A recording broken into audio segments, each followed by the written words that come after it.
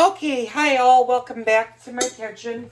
It's 5:30 now and we're going to go ahead and start the meal preparation. Now there's a few things that you need to do first before you start making the recipe. And the first thing I need to do, you might see 2 cans of food.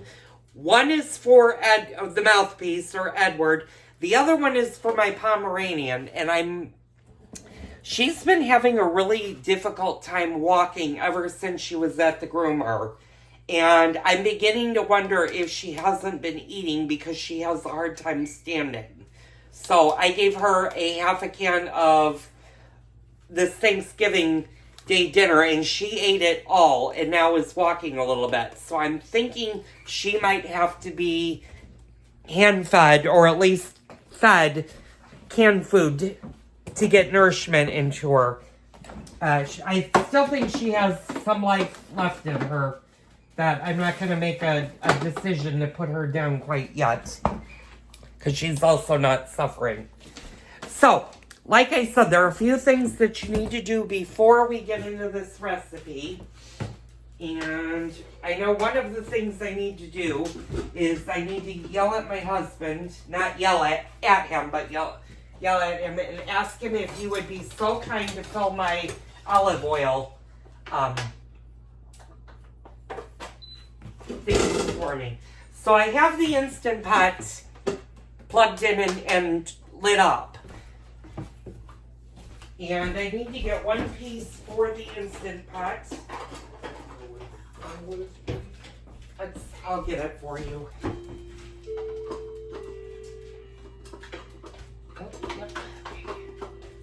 Oh, this isn't for this one, okay.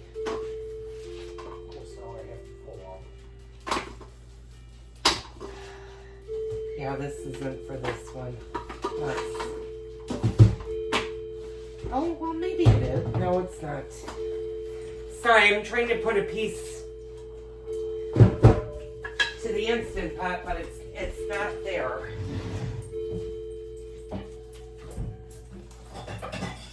I'll be glad to fill it if I can find it. I'll get the olive oil. First off, it's not at the bottom. It's on the top shelf.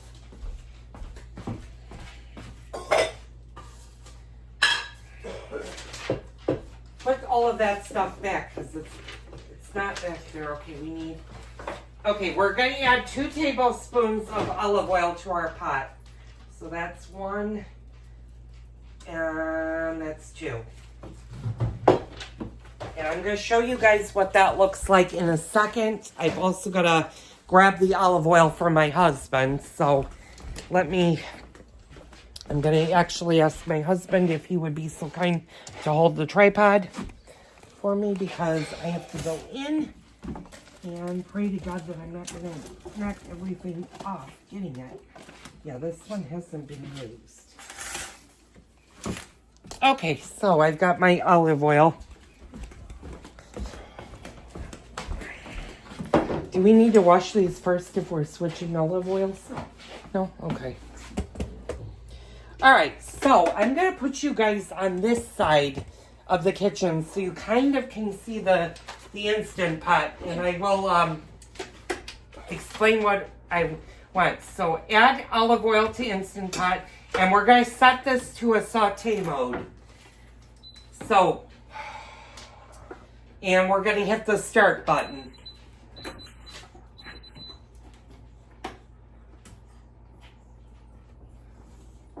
You need me to do it? There you go. There. Okay.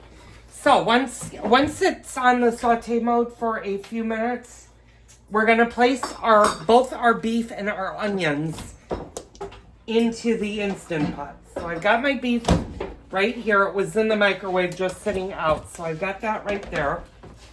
And you're gonna want probably a wooden spoon, and hopefully my husband doesn't hit this. And I'm going to go grab the onions.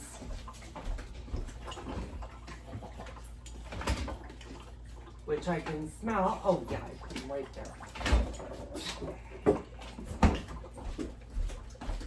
So what we're going to do is we're going to put our beef in first.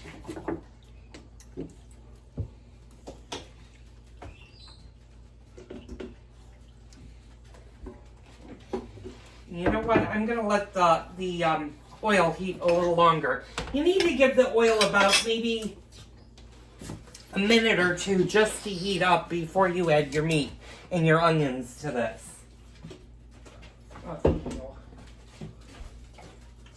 My husband was being so kind to fill my olive oil. I use so much olive oil in the kitchen. And I know you're seeing his shoulder. I'm going to try to move you guys over to here for a quick second. So now the Instant Pot's right here, and now it's starting to heat up. I'm just going to give it one more minute to fully heat. And you can always drop in an onion.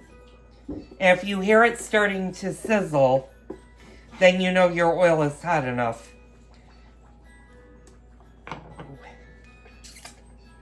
And it's getting there. It's not quite there, but it's getting there.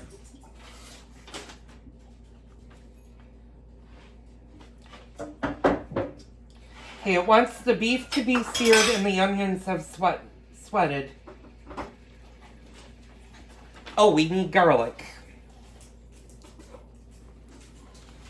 So I'm going to flip you guys around, and there's also one ingredient I forgot to grab while it was there, but I actually don't need to grab it because I've got some here, and that's the beef stock. And, oh, garlic. Yes, I knew there was garlic. And it does say minced garlic, 2 tablespoons, so that's what I have. I have minced garlic. If you have chopped garlic, I think that'll work just as well, too. So, thank you, my dear. I'll put the olive oil in a minute. Let me put you guys on this side, because it's much easier for you guys to see this side versus the other side. Okay, so my onion is actually starting to boil, or starting to fry. So I'm going to put the meat in.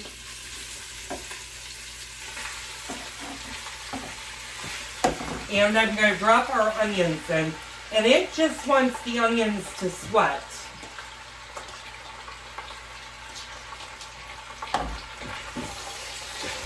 And the meat to sear. So that's what we're going to do.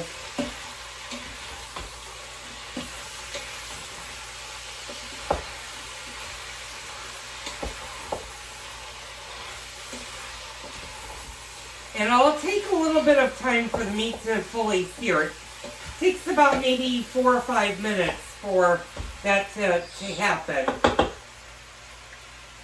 So do you need to stir this continuously? No. You want to stir it maybe every 30 seconds to get the meat to sear on all sides. So while that is happening, I'm going to step out of the frame. I'm going to put my olive oil back. I'll be right back.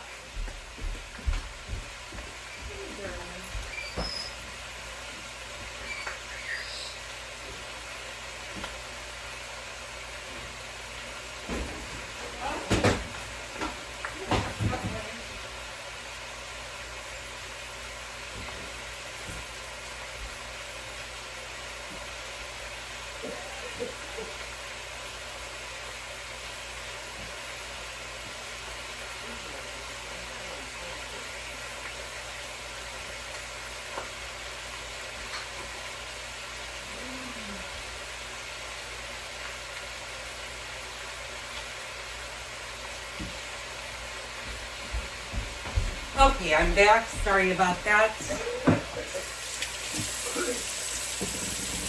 Just go wash my hands really fast.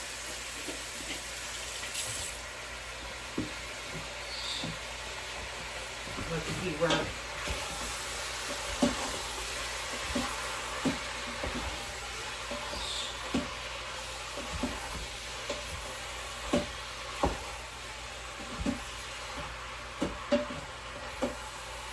And I'm going to show you what it kind of looks like. You want to just make sure that all of your meat and your onions have started to sweat. And the onions are starting to sweat. I just need the meat to sear. So I'm gonna say that takes about five to 6 minutes.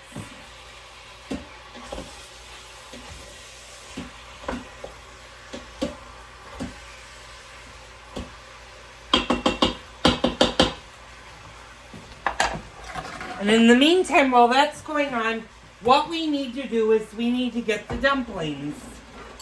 Not started, but we want the dumplings to get going. So, if you have a steamer, you're going to want to steam your dumplings. If you don't have a steamer for the stovetop, you can also do them in the microwave. What you're going to do is you're going to open them enough to get about a tablespoon of water into the bag, and then you're going to microwave them for about a minute or about 5 minutes. I'm going to do them on the stovetop because I'm going to have enough time when the Instant Pot reaches. If you do them on the stovetop, you don't need to add a lot of water to this. I only have about maybe a cup. If even that. It doesn't take a lot of steam to do the dumplings.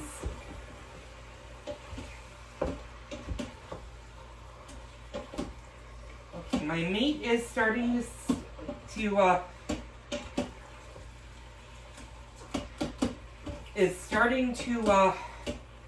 sear.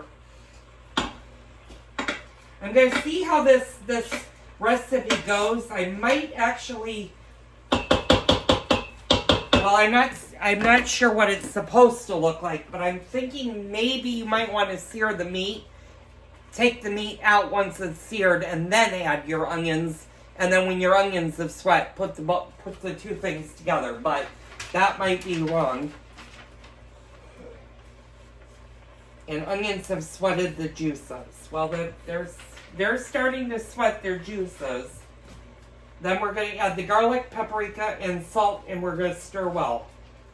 So it's going to use 1/3 of a cup of paprika. So that's a lot of paprika. Ooh, wait, that's 1/4 cup.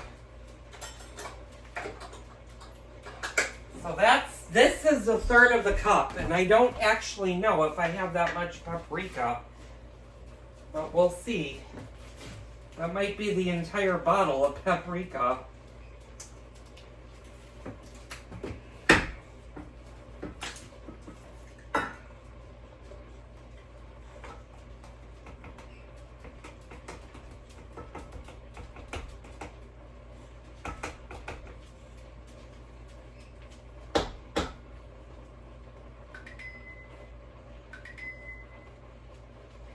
And actually, you know what? That is going to be an entire bottle of McCormick seasoning.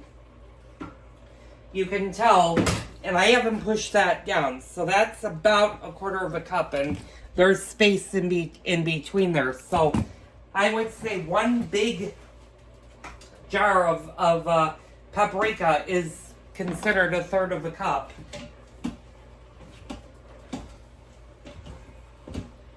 Okay, my meat is pretty much browned. It hasn't really seared because it's hard to do the searing in the Instant Pot, but we'll make the best that we can.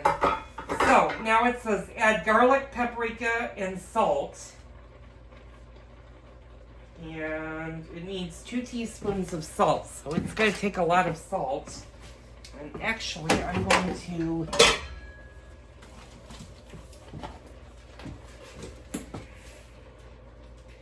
That's 1 teaspoon. And that's 2 teaspoons. Okay, 2 teaspoons, and then it takes 2 tablespoons. Oh,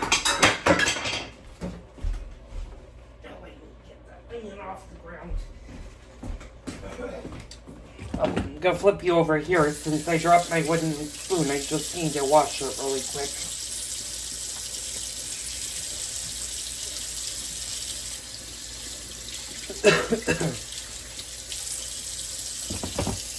And yeah, if stuff, especially if you have pets, you want to make sure if something falls off. And hopefully I don't have any onions on the floor. Okay, so now what we're going to do is we're going to stir that in. And yeah, now I have juice on the bottom. So the onions have officially sweated enough. Now I'm going to add our 2 tablespoons of minced onions.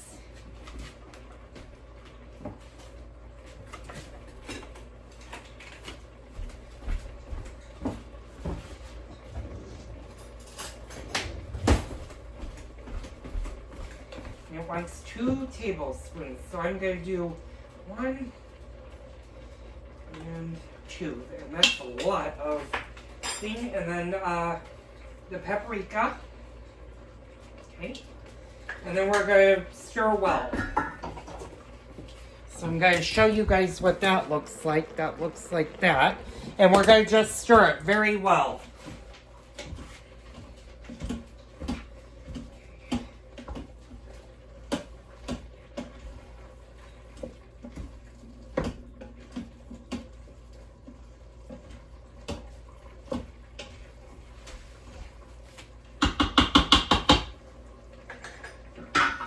I'm going to add a little bit more paprika because that was not quite 1/3 of a cup. That actually probably, okay, so.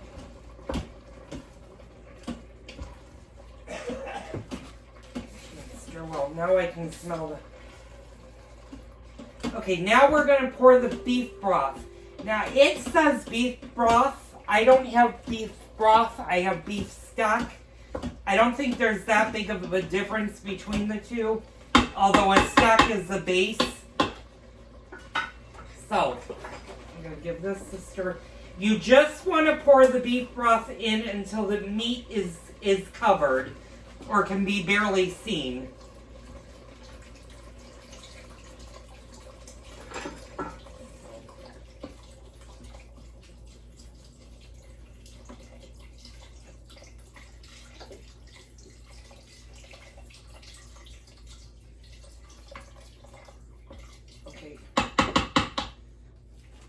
And I'm going to show you guys what that looks like. That's what that looks like. And that's about the color of a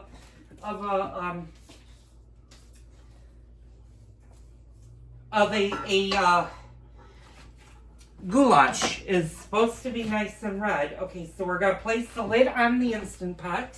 So let me do that. Okay, we're going to hit the cancel button.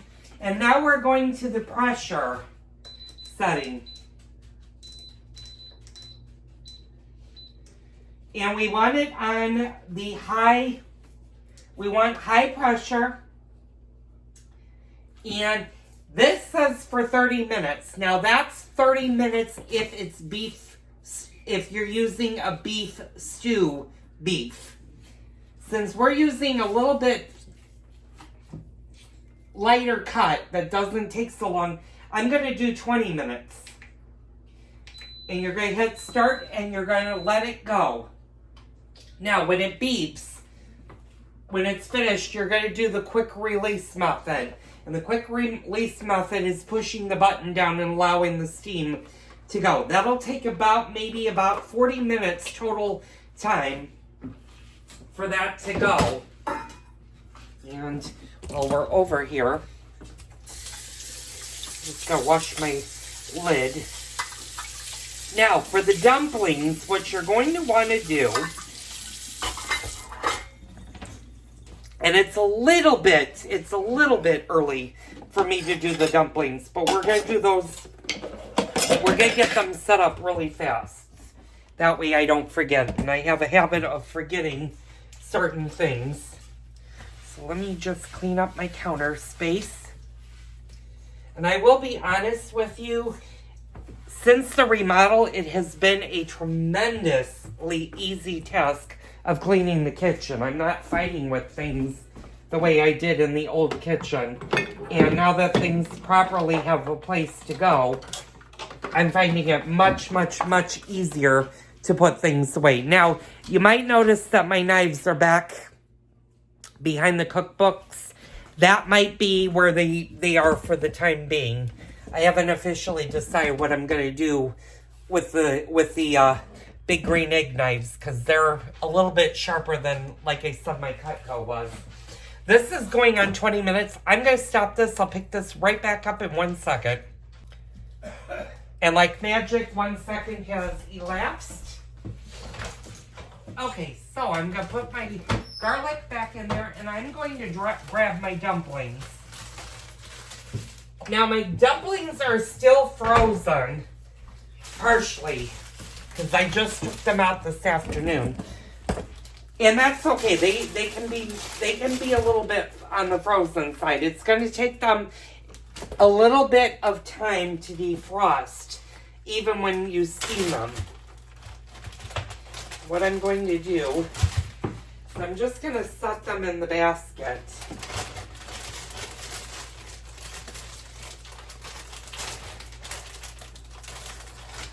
And like I said, you figure maybe 3 dumplings, maybe 4 dumplings a person. These are, like I said, these are rather small dumplings.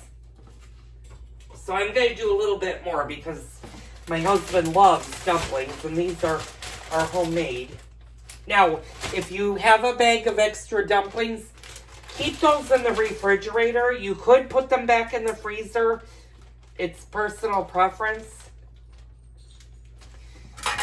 And I'm going to show you what they look like in the pot. That's in the pot method. And you're gonna put a lid on them, and you're gonna steam them. You're gonna steam them for about, if they're frozen, for about 12 minutes. Now, if you don't have a steaming pot, and I'll get out of the way so you guys can see my All Glad. The next best thing is to put them in a Glad freezer bag. One that has not the slider. You don't want to use the slider, but one like this. And what you're going to do is you're going to open it up, and you're going to just fill enough water for one little corner. So where my fingers are down below, that's where you want to put the water line in. And don't seal the bag. You want airflow to get into the bag. So you want to leave it partially opened, and that's how they're going to steam in the microwave. And I would start them for about 5 or 6 minutes on high, and then check them. They may actually not take that long, but you want to check them. As long as they're soft and pliable like a piece of bread, and they're hot, that's long enough for the dumplings. Now, these may not take that long. They may take 7 minutes, maybe a little lighter. And I'm not going to start this until this has started to count down. And right now it's still preheating. It's preheating at the bottom of the pressure cooker. And usually that takes about 10 to 15 minutes. Now, like I said, you can either refreeze your dumplings or leave them in the refrigerator. I'm just going to leave them in the refrigerator. Now, I'm going to change topics from the stroganoff to something else, and that's upcoming cooks. I kind of touched on it. I'm playing catch-up because I know some of you, I know Cal has been waiting since January for his Swedish meatball video, and I'm doing that tomorrow. So that's tomorrow's agenda. Monday and Tuesday's agenda. Well, Tuesday I'm volunteering at the pantry. But Monday we're going to start baking our pies. And like I said in the earlier portion of the video, I'm having company on Wednesday, and I'm going to do a roast turkey Friendsgiving this year since I'm not cooking an entire meal. So what I do on Wednesday, you'll apply to the same principles for your Thanksgiving Day meal. And I went out and I got my celery for the stuffing. I have my onions. I have my potatoes for mashed potatoes. And then I have broccoli that I'll do as a vegetable. I'm not going to do a traditional Thanksgiving, and trust me, I make a lot more sides for Thanksgiving. You'd think I was feeding an army, and I sometimes in the past have fed an army. But for my husband and I, usually there's like 8 sides with the turkey, and by the time we put the turkey and all of our sides on the plate and look at it, we're like too tired to eat it. But we do. We stuff. But my husband, I drive him nuts because he's like, this is too much food.